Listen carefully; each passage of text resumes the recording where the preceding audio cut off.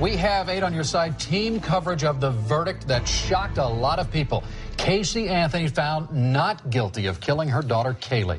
As to the charge of first-degree murder, verdict as to count 1.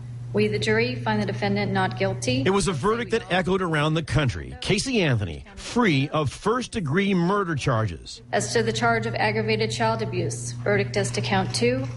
We, the jury, find the defendant not guilty. Free of child abuse charges. As to the charge of aggravated manslaughter of a child, verdict as to count 3.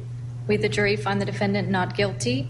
So say we all, dated at Orlando, Orange County, Florida, this 5th day of July, 2011. And free of manslaughter charges in the death of her 2-year-old daughter. Had the exact same thought when they heard today's verdict, and that was what brought the jurors to this not guilty decision. Pinellas defense attorney Roger Futerman joining us. Now, it was the state's job to come in there and prove without a reasonable doubt that, in fact, she killed her daughter. Was there ever enough evidence to prove that from the beginning? I thought the state had a strong circumstantial case. The jury didn't think so, but I thought so. A strong circumstantial case, especially to maybe second-degree murder.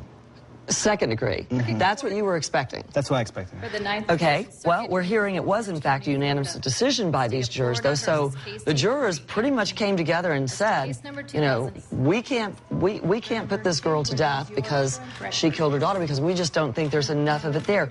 Was there anything you think that was just hanging them up to say we can't come back with a guilty verdict here?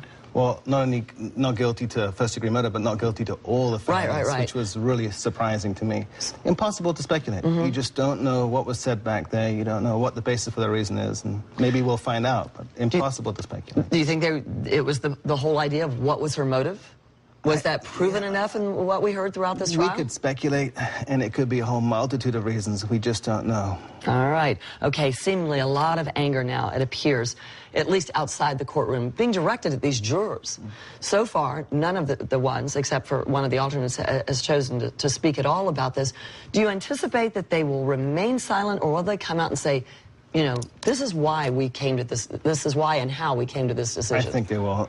Maybe not collectively, but individually, when people maybe make some personal attacks on some of the decision-making process, I think people are going to come out and defend themselves and explain why they came to that rationale. But again, you were surprised with this. I was surprised, especially as quickly as it was resolved. I personally was surprised, but the old adage, you never know what the jury's going to do, proved true again. No, you absolutely don't. Don't go away. We're going to talk to you more at 6 o'clock and really talk about the job that you guys have as defense attorneys connecting with the jurors. So we'll talk a little bit more about that. Roger Futerman here with us right now. Thanks. Keith?